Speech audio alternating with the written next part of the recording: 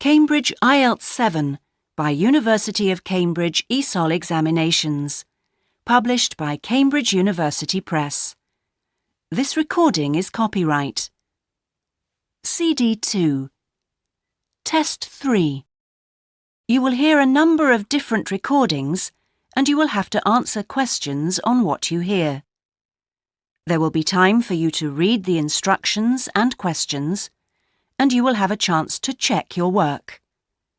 All the recordings will be played once only. The test is in 4 sections. At the end of the test, you will be given 10 minutes to transfer your answers to an answer sheet. Now turn to Section 1.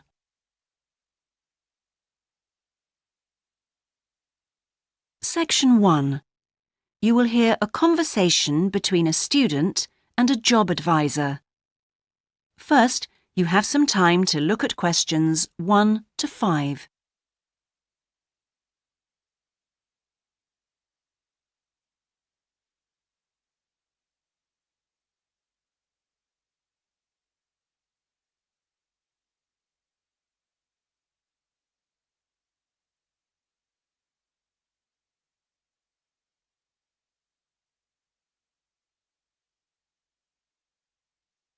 You will see that there is an example that has been done for you.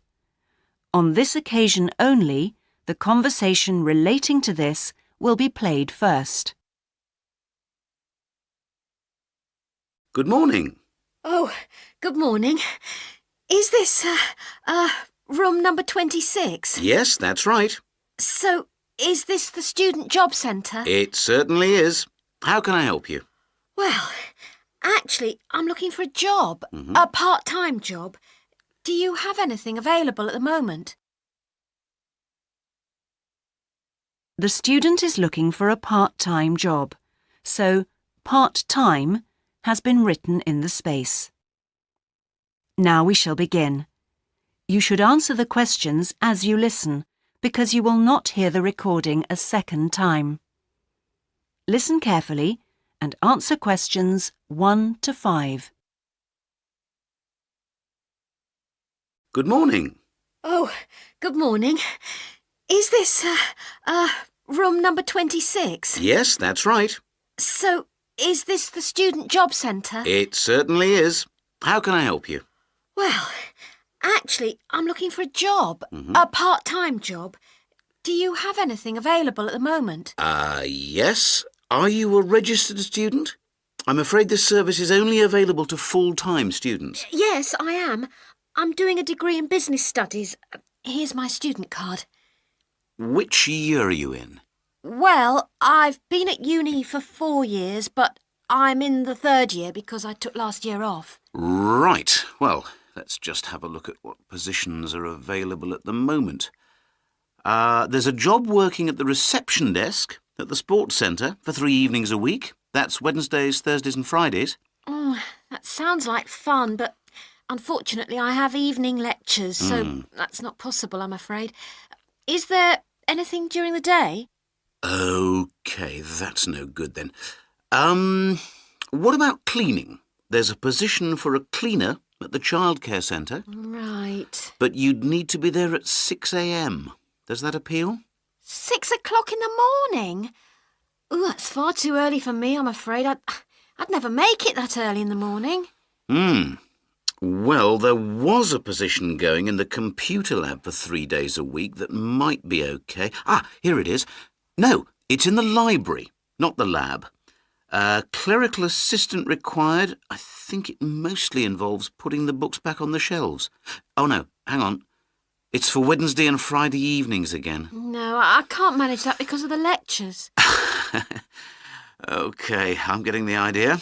Look, I'll just get a few details from you anyway, and then we can check through the list and see what comes up.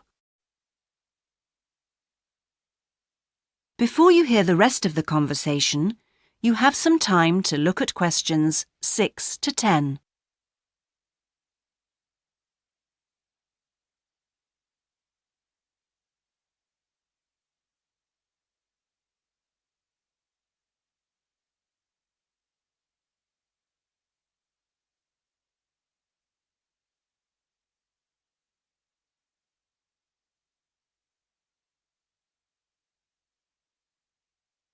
Now listen and answer questions 6 to 10.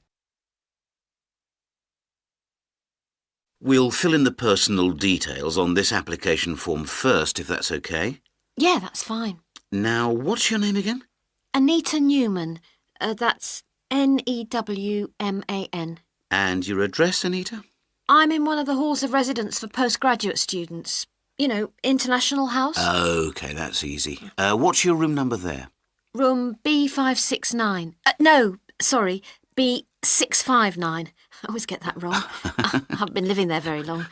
Do you have any other skills? Typing, languages, that sort of thing? Well, I speak some Japanese. Right, I'll make a note of that. Now, let's see what else is available. What do you think of administrative work? There's a position for an office assistant at the English Language Centre.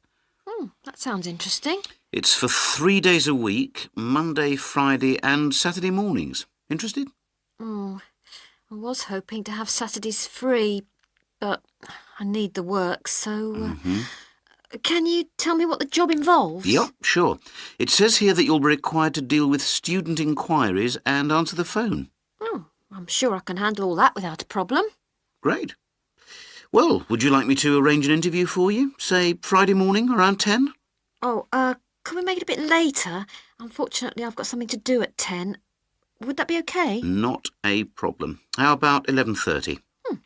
Hope it works out for you, Anita. Me too. And thanks for all your help. That is the end of section 1. You now have half a minute to check your answers.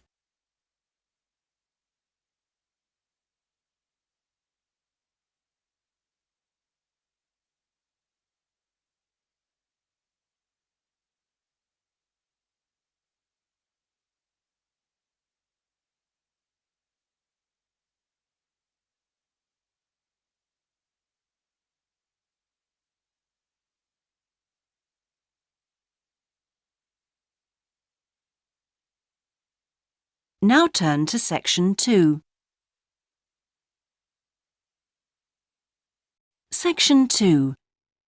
You will hear a talk given by a group offering a walking holiday to raise money for charity.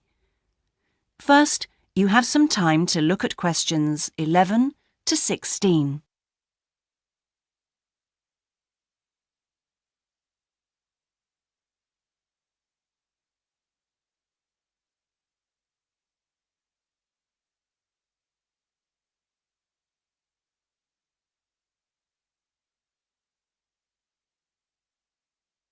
Now listen carefully and answer questions 11 to 16. Good morning. I'm very pleased to have been invited along to your club to talk about our charity-sponsored walking holiday for education aid. I'll start by giving you a brief overview of what it entails. First of all, let me explain what we mean by sponsored here. This is where people promise to donate money to the charity if you achieve your goal. In this case, to walk a certain number of miles. Basically, we are organising a 10-day holiday from the 6th to the 16th of November, with 8 days actual walking, trekking in the Samira Mountains. Let's have a look at some of the details. We require you to raise sponsorship money of at least $3,200, paying $250 of it up front as a deposit, and the rest in stages throughout the year. Out of this, about 35% will go on your expenses, and that leaves 65% guaranteed to go to the charity. Which brings me to the most important part. This trek is being specifically organised to help education in the Samira region. Last year, we helped train teachers for the disabled, and this year we're focusing on the pupils. Each of the walkers' sponsorship money will go to help an individual special needs pupil in one of the mountain schools. In the second part of the talk, I'll be giving you a lot more details. But back to the basic information. Age limits. This is the second time we've run this kind of holiday, and on the first we even had an 80-year-old. But we found it was wise to establish limits this time. You have to be at least 18, and the top limit is now 70. though you need to obtain a health certificate from your doctor if you are over 60 years old. Now, the Samira Mountains are among the highest in the world, but you mustn't be too daunted. We will mainly be trekking in the foothills only, although there will be spectacular views even in the foothills. However, you will need to be extremely fit if you aren't now and you're interested in coming with us. You have plenty of time to get into shape. You'll be sleeping in tents, so you must have quite a bit of equipment with you, but you will be helped by local assistants. Your bedding and so forth will be carried by them. We ask that you only walk with a small rucksack with needs for the day. I don't think I've really said enough about the marvellous area you'll be walking in. Let's have a look at some of the sights you'll be seeing. Apart from these spectacular snow-covered peaks and valleys, there are marvellous historic villages. The area's been famous for centuries for making beautiful carpets, although recently there has been a trend to move into weaving blankets and wood carving. The people are extremely friendly and welcoming. We deliberately keep the party small in size to minimise disruption to people and landscape.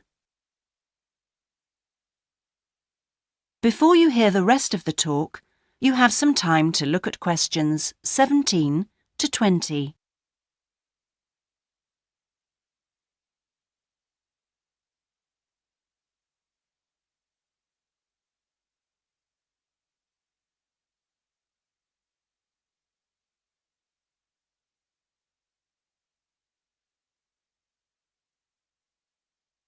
Now listen and answer questions 17 to 20. I hope that there are still some people interested. I will be distributing leaflets at the end where you can find out more information.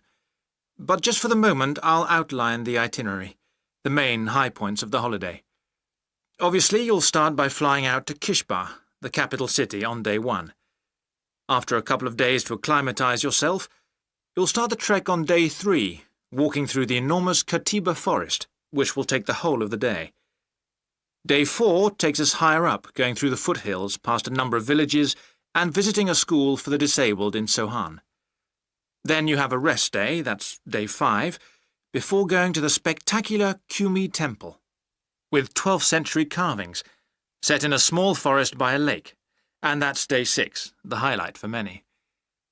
We stay near there for day 7, because then comes the hardest day, walking through very mountainous country, but culminating in a swim in the Pate Falls. This is the highest waterfall in the region. Day 9 is much easier, with part of the day spent in a village where they make some of the gorgeous red blankets. Then back down to Kishba and the journey home. So, you can see it's a pretty packed timetable. That is the end of section 2. You now have half a minute to check your answers.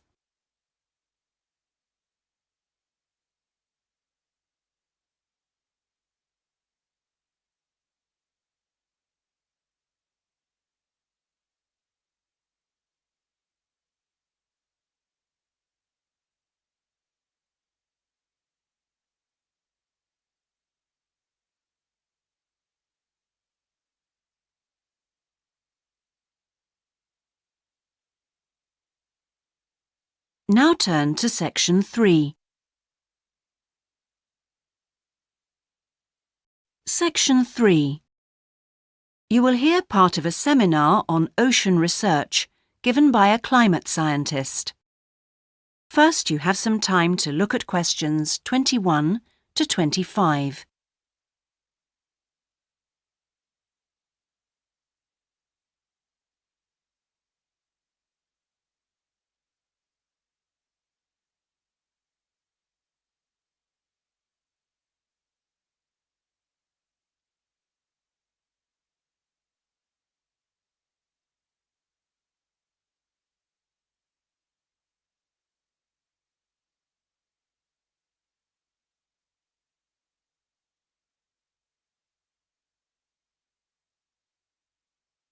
Now listen carefully and answer questions 21 to 25. Thanks to all of you for coming along today to hear about how the robotic float project is helping with ocean research. Well, first of all, we'll look at what a robotic float does and its use. So let's start with the device itself. It looks a bit like a cigar, and it's about 1.5 meters long. More importantly, it's full of equipment that's designed to collect data. So it can help us in building up a profile of different factors which work together within the world's oceans. Sounds like a big project. Isn't it too big for one country to undertake? That's quite true, but this project is a really good example of international cooperation. Over the last 5 years, scientists from 13 countries have been taking part in the project and launching floats in their area of ocean control. And next year, this number will rise to 14 when Indonesia joins the project. That's impressive. But let's move on to how floats work. The operational cycle goes like this. Each of the floats is dropped in the ocean from a boat at a set point and activated from a satellite. Then the float immediately sinks about 2,000 meters. That's 2 whole kilometers down in the water. It stays at this depth for about 10 days and is carried around by the currents which operate in the ocean at this level. During this time, it's possible for it to cover quite large distances, but the average is 50 kilometers. So, what is it actually recording? Well, at this stage, nothing. But as it rises to the surface, it collects all sorts of data. Most importantly, variations in salinity, that's salt levels, and the changes in temperature, a bit like underwater weather balloons. Then, when it gets back to the surface, all the data it's collected is beamed up to the satellite. After about 5 hours on the surface, the float automatically sinks, beginning the whole process again. What happens to the data? Well, the information is transferred direct to onshore meteorological stations, like our one in Hobart, and within 4 hours the findings can be on computers, and they can be mapped and analysed. Before you hear the rest of the seminar, you have some time to look at questions 26 to 30.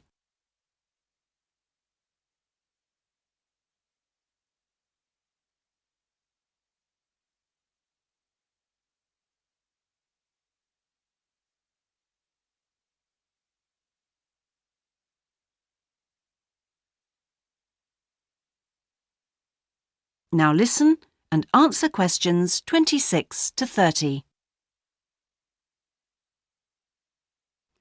You say you're building models of the world's ocean systems, but how are they going to be used? And more importantly, when? Some of the data has already helped in completing projects. For example, our understanding of the underlying causes of El Niño events is being confirmed by float data. Another way we're using float data is to help us to understand the mechanics of climate change, like global warming and ozone depletion. That's part of an ongoing variability study, but the results are still a long way off.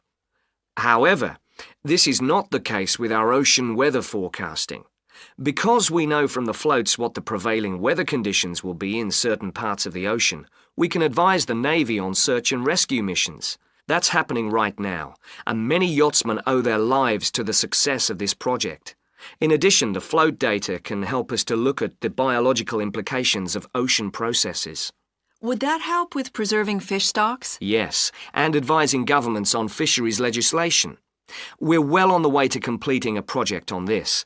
We hope it will help to bring about more sustainable fishing practices. We'll be seeing the results of that quite soon. It sounds like the data from floats has lots of applications. Yes, it does. It's also a powerful agricultural tool. If we were aware of what the weather would be like, say, next year, we could make sure that the farmers planted appropriate grain varieties to produce the best yield from the available rainfall. That sounds a bit like science fiction, especially when now we can't even tell them when a drought will break. I agree that this concept is still a long way in the future, but it will come eventually, and the float data will have made a contribution. That is the end of section 3.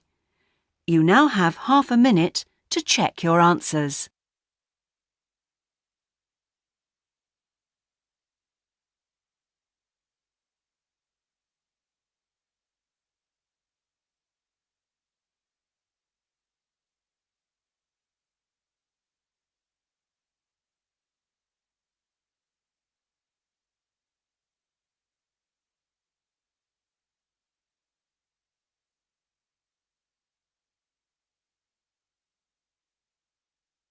Now turn to Section 4.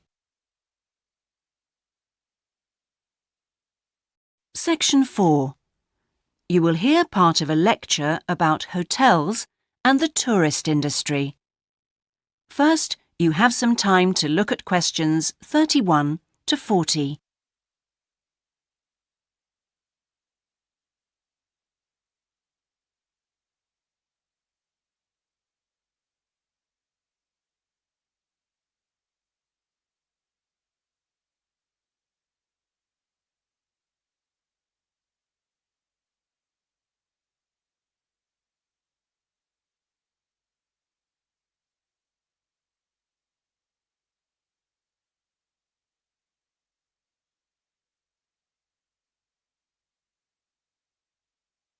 Now listen carefully and answer questions 31 to 40. Good morning, everyone. Today's lecture forms part of the Hospitality and Tourism module. Last week, I looked at the economy end of the hotel business. This week, I'm going to discuss the luxury end of the market. Let's consider the following scenario. You wake up in the middle of the night in a strange hotel miles away from home, disoriented most probably from jet lag, when even the most expensive surroundings can seem empty and dispiriting. You have paid a great deal of money to stay in this first-class hotel with its contemporary technology, but according to recent research carried out by an international travel and public relations company, all is not well. The research suggests that even the most opulent, luxurious hotels seem to have underestimated the most basic needs of their customers, be they traveling for work or pleasure. The need to feel at home in surroundings which are both familiar and inviting. Do these findings, however, apply only to hotels situated in particular areas? Is it possible that the external environment can affect a guest's well-being? The company's research covered a whole range of different hotel types, both independent hotels and those which are part of large chains. They investigated chic, so-called boutique hotels in the heart of downtown business districts, stately mansions located in the depths of beautiful countryside, and plush hotels built at the edge of tropical beaches, surrounded by palm trees and idyllic blue ocean. And the research concluded that what was outside the hotel building simply didn't matter. This is a fascinating revelation, and those of you hoping to move into careers in the travel and leisure industry would be well advised to look at the findings in more detail. But back to the main point of this lecture, the need to feel at home. What can the hotel industry do about it? And is the very idea so subjective that it's impossible to do anything about it on a global basis?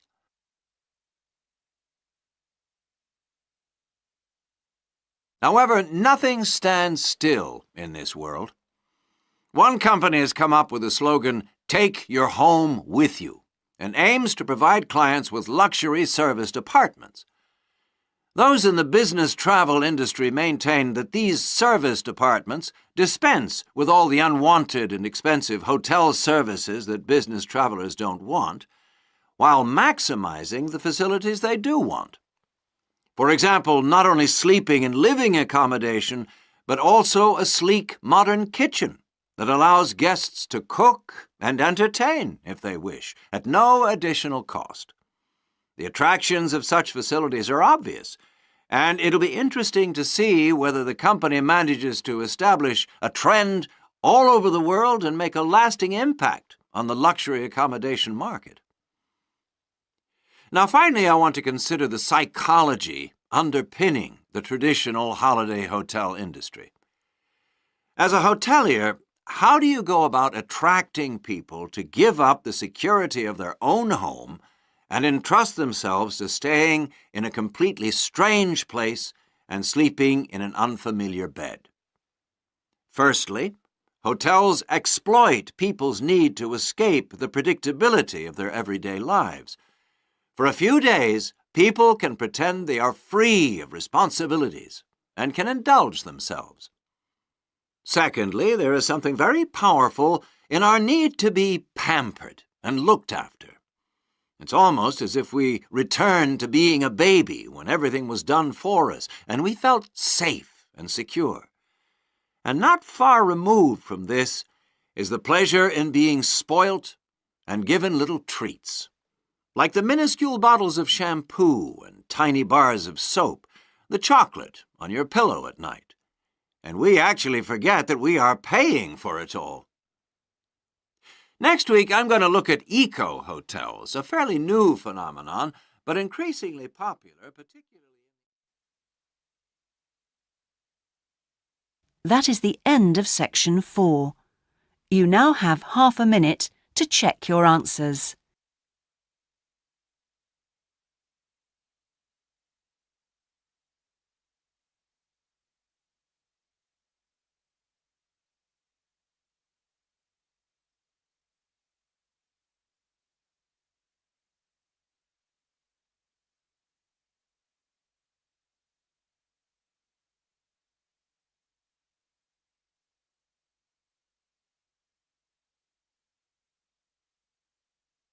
That is the end of the listening test. In the IELTS test, you would now have 10 minutes to transfer your answers to the listening answer sheet.